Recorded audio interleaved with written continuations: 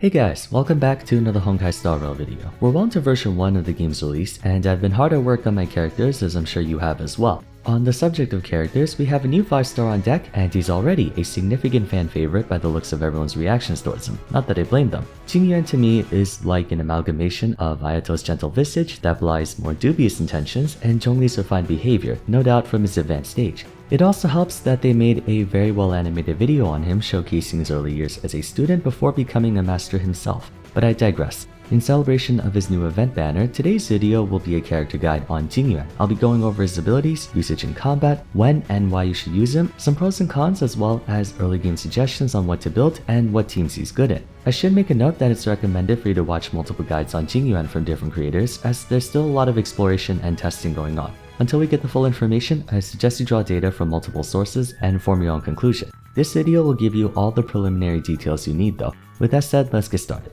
So, in the same fashion as the Sela video, I'll cut right to the chase. Should you pull for Jing Yuan? I mean, look at him. Come on, why would you not want him on your team? In all seriousness though, unlike Sela, who I wholeheartedly endorse, Jing Yuan has a more tricky situation. At the moment, it's beginning to look like Lightning will be the version 1 Pyro of Honkai Star Rail. Genshin players may remember the overabundance of Pyro characters during the early days of the game, and Lightning appears to be following the same trend.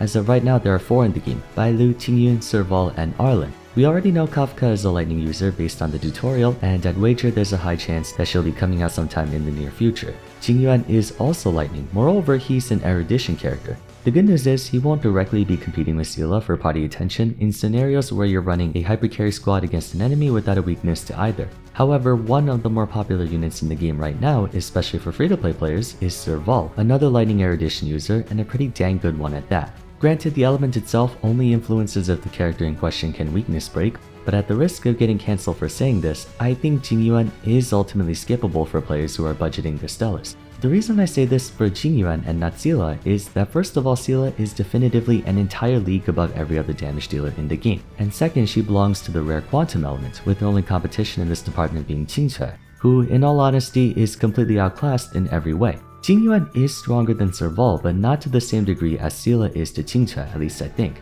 That being said, he is worth pulling for if you're going for a combination of waifu over meta, or in this case husbando over meta. He's strong enough to be worth cashing in on your stellar jade reserves, so you can satisfy your husbando cravings while having the husbando kick ass at the same time. Let's get into exactly why that's the case. As an erudition unit, he will naturally excel in AOE damage and against clusters of enemies. Like everyone else, he has a standard basic attack, nothing special there. As for his skill, he deals lightning damage to all enemies and increases Lightning Lord's hits per action for the next turn, while his ultimate is essentially a stronger version of his skill that adds more hits per action for the Lightning Lord. As for what the Lightning Lord is, that's explained in his talent. Basically, it's a summon type ability that revolves around follow-up attacks, dealing lightning damage to multiple targets multiple times per action. Case in point, Jing Yuan is the master of follow-up attacks. By using Rifting Zenith and Lightbringer, you can get tons of follow-up attacks from Lightning Lord. One more thing, his technique, Spirit Invocation, adds even more hits per action as well. I can already guess which area he will shine in, no pun intended. Simulated Universe. Seems like Jing Yuan is the perfect candidate for the Elation path, the one that emphasizes follow-up attacks. Although I still think the other paths might be better for general utility, at least you no longer have to feel bad about running into Elation blessings. As for his traces, at Ascension 2 he unlocks Battaglia Crush, giving Lightning Lord bonus crit damage if its hits per action are equal to or greater than 6 in the next turn. Ascension 4 gives him an immediate 15 energy boost at the start of a battle, never a bad thing. And finally, Ascension 6 gives him bonus crit rate for 2 turns after using his skill. These are more for general DPS increases as opposed to Sela's traces being more utility focused, but just like any other character, whenever they are available to unlock, you should go for them. Moving on to his Eidolons, E1 amps up Lightning Lord's splash damage to adjacent targets, making him more efficient at clearing enemies beyond the first. Assuming you have the funds, this isn't half bad of an Eidolon to go for. As a disclaimer, just like 5 stars for Genshin and by extension 5 stars for HSR, the payoff generally doesn't justify the cost to get duplicate copies. $200 to $300 can be better spent on getting a new unit or weapon instead. But if by some cosmic alignment you score 2 Jing Yuans as a free-to-play, consider yourself lucky. E2 increases Jing Yuan's attack, skill, and ultimate damage for 2 turns every time Lightning Lord takes action, which, if I'm not mistaken, is often enough for you to theoretically have that damage boost up indefinitely. E4 isn't half bad if you're looking for consistency. Each hit from the Lightning Lord generates 2 energy for Jing Yuan. Since it can potentially reach 10 hits per action, we're talking 20 energy. To repeat, the payout doesn't justify the cost, so don't lose sleep over it, but for you crazy whales out there, it's not the worst one I've seen. Lastly, E6. Now this is juicy. Each hit from Lightning Lord debuffs the target enemy, causing them to take 12% more damage that stacks up to 36 until the end of his turn, measurably increasing your burst potential if you time it correctly with your other party members.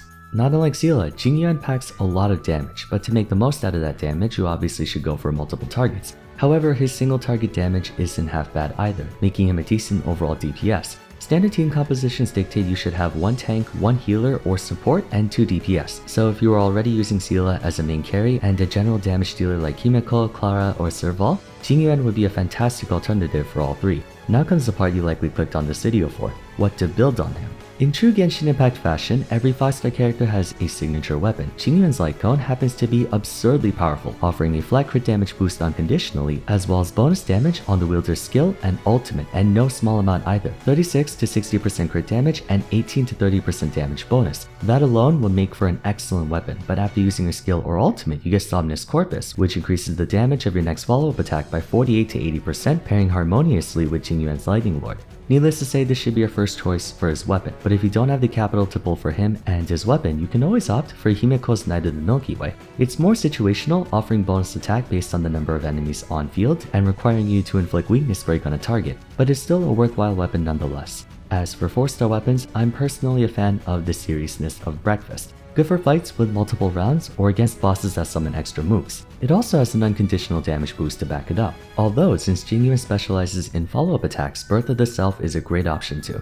You can make do with any of them, but I do recommend getting his personal weapon. The stats are far too good to pass up. As for relics, 4-piece Band of Sizzling Thunder, bonus lightning damage at 2 and 20% bonus attack when using a skill at 4. You could go for a 2-piece Musketeer and 2-piece Thunder, but it's not that difficult maintaining the attack boost. For a planetary set, the best early game one is by far the Space Sealing Station set, providing 12% bonus attack for free and an extra 12% if you get 120 speed. But towards the late game where crit damage matters more, the Inert Salsodo is a match made in heaven for him, offering 8% bonus crit rate and 15% bonus ultimate and follow-up attack damage when above 50%. Again, you need to have 50% crit rate or higher to achieve this effect, which you may not have access to until Trailblazer rank 50 or higher, but damage is overall better than attack in the long term. Main stats are standard fare for DPS, crit rate or damage on body, ideally whichever one you're short on. For feet, go for % attack. You could opt for speed if you have the Space Sealing set, but you only get 12% more bonus attack as opposed to potentially 40 from the boots. Lightning damage on sphere, that's a given, and attack % or energy recharge on the link rope. Jing Yuan's a bit interesting. On one hand, more attack is always nice for your overall damage, but having your ultimate available more often means your Lightning Lord gets more hits per action, so in this case, energy recharge might be better late game. Substats are the same as usual, crit, then attack, then speed, then maybe break effect. As mentioned before, erudition units are normally not good for hyper carries. That's more the prerogative of hunt units like Seele or Yanqing, but that doesn't mean Jing Yuan can't deal his fair share of damage. He most certainly can. It depends on what you're going for. You can either go full hyper carry mode by fielding 1 tank and 2 supports to buff up your DPS, or what I like to do most of the time is 1 tank, 1 support, 1 mobber, and 1 bosser. Currently I'm using Himeko for mobbing because, you know, waifu, but in situations where I would need lightning, I'm gonna choose Jing Yuan instead.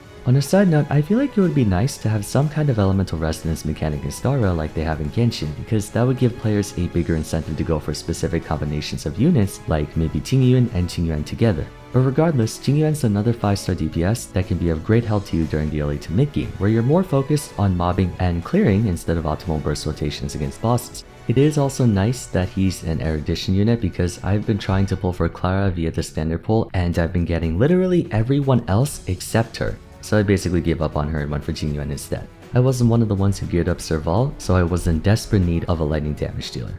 That's about all I have to say for today. Unlike Seele, Jing Yuan is a more situational carry, but that in no way detracts from his usability. If you're budgeting your stellars, I think Kafka might be a more prudent choice as Serval can take care of most of your lightning erudition needs already. But if you're a Jing Yuan fan, he is well worth the cost. Aside from that, if you have any questions, feel free to leave them in the comments down below. I'll try to answer them to the best of my ability.